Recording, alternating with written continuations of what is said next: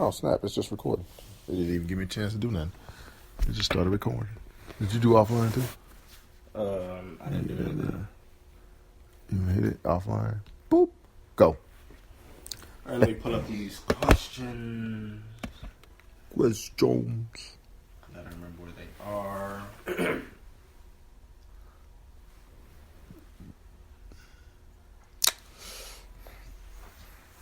Too many things open. Who wrote the question? I wrote the questions, and I'm open to feedback on developing better questions.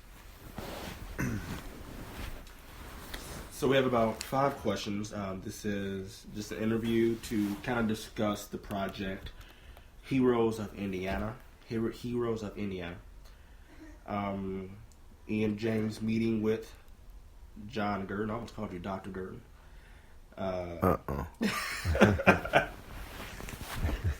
So kind of the first question is, what does the word hero mean to you?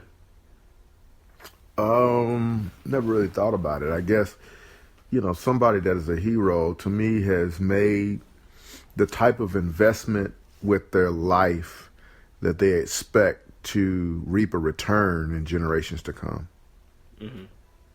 That's what a hero is to me. Somebody who sacrifices today, for people who they'll never meet to benefit. Who have been some of your heroes in the past? Maybe you've known them, you haven't known them.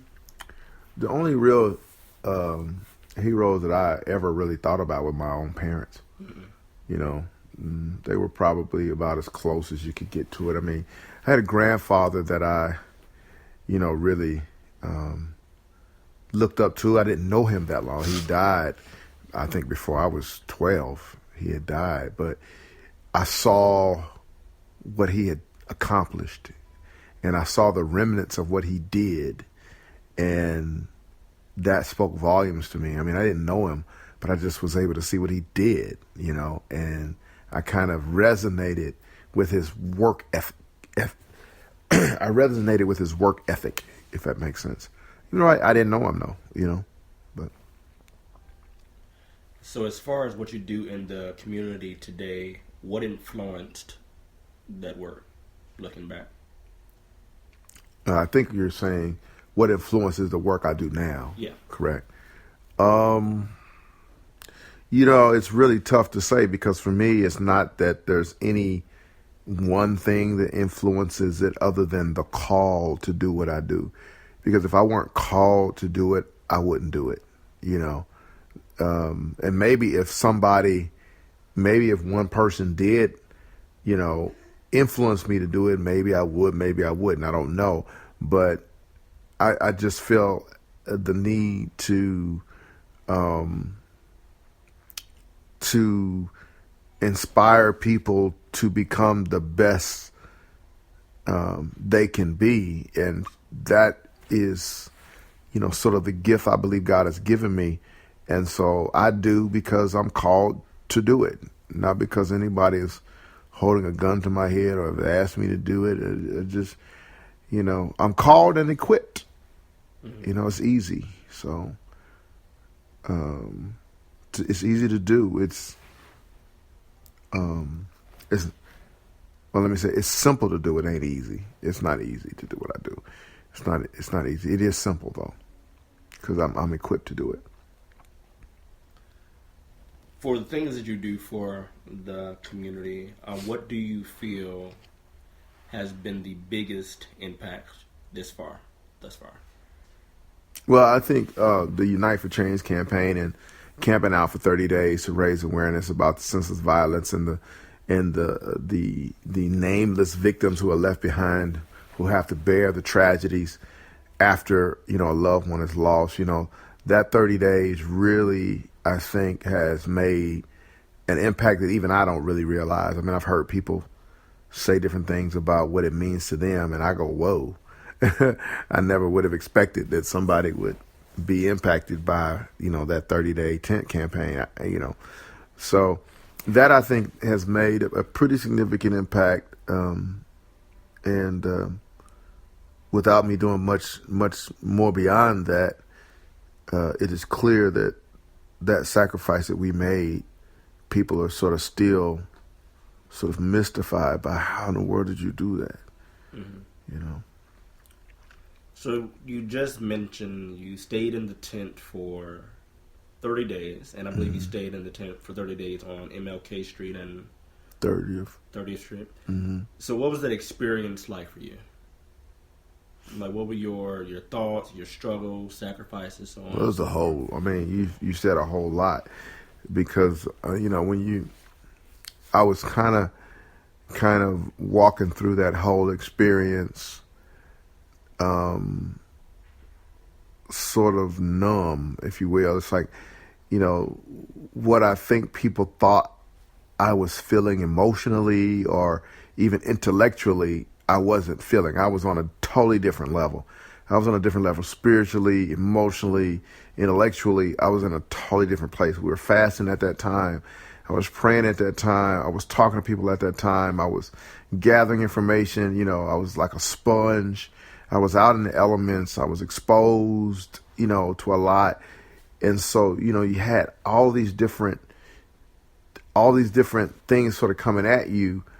And I think I was numb. I don't think I could feel much beyond what I was focused to feel at that time. And that was the pain of the people, the hopelessness of the people, but at the same time, the aspirations of the people, the creativity of the people, the hopes and the dreams of the people. I was receiving that because that's what I was out there for. So I was getting that. But, if you ask me, was I afraid because of gunfire? No. If you would ask me, was I, there were times it was extremely cold and I had to, take cover and run inside because the wind was blowing the tent all over the place. Yeah, I had to do those things, but it wasn't like, I want to go home now. For me at the moment, it was a part of what I had to do to get what I came there to get. And so I was able to do it, And then there were human moments where I just wanted to see my kids, or, I would come home periodically to take a shower or something, and I didn't want to leave the kids and go back. But that was, sort of the human aspect of just being a dad and being a husband and just wanting to be with the kids. But even at that, it was still part of what I had to do to get what I had to get. Mm. So besides the obvious sacrifices that you've experienced with the Unite for Change, sleeping out in the tent for 30 days, what are other sacrifices, that you've had to pretty much endure? Well, if you mean with sacrifices that we had to endure just in general with regard to doing work in the community, I mean, I don't get paid to do this, Mm-hmm. So I have to think about, all the normal things that people have to deal with, I don't own a home, I don't, I get collection notices like everybody else. I think people who look at what I do and they think that there's, somebody behind this funding all this and making my life easier and all that, and that's not there. So there's a lot that we have to sort of acknowledge every day that we get up, that, today is a day where I got to do a lot for a lot of other people. And I realize it's not going to be a whole lot that's going to be done for me, and that can't deter me. I have to keep going. I have to keep meeting with people who get paid to meet with me that I don't get paid to meet with, but it's not about that. It's about, again, empowering people to be the best selves that they can be. So there's a lot of sacrifices there. I could probably do a lot of other things. If it was up to me, I wouldn't even be in Indiana. I would be in Tennessee still. If it was up to me, I would be working a job and running a company solely and not representing folk in the community. I wouldn't be doing that because it doesn't make a lot of sense when you consider what I give up, what my family gives up. I mean, my family sacrifices. My kids don't have their dad as much as they want. My wife doesn't have her husband as much as she wants. So, at times we have to juggle a lot to make stuff happen. We, call the grandparents, go pick up the kids because we got to run to the hospital or, run to court or do, it's just a lot that you have to juggle, Mm-hmm. And there are days when you just stand outside and just look and go, does anybody see this? Do they does anybody see what we're dealing with? But then, you encourage yourself. You come down, you pray about it, and you keep on going because you're called to do it. Right.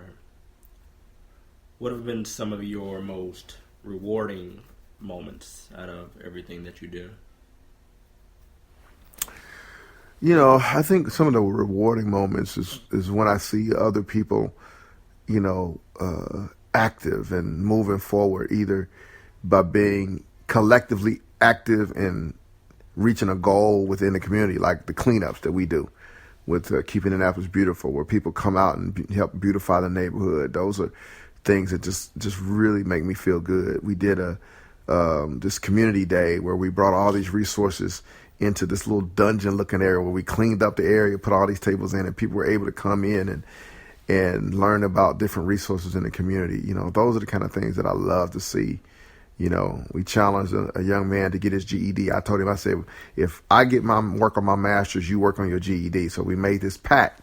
And to see that he's now, working towards coming down to the end of getting his GED, I'm coming down to the end to get my master's. Those are the kind of things I like seeing, progress, people making simple progress, step by step, one goal at a time. And kind of one of the last questions that I have is, it is important that every hero leaves some type of legacy. What do you feel that your legacy will be long after you're gone? I would venture to say, my legacy, if I could quantify it in this simple statement, that would be, when I die, I want to die finished. I want to be empty. I don't want to have anything left. I want people to know that he poured everything out. And that doesn't mean if I'm, 49 or 109. I want to be empty. All right. Other than that, I don't have any more questions.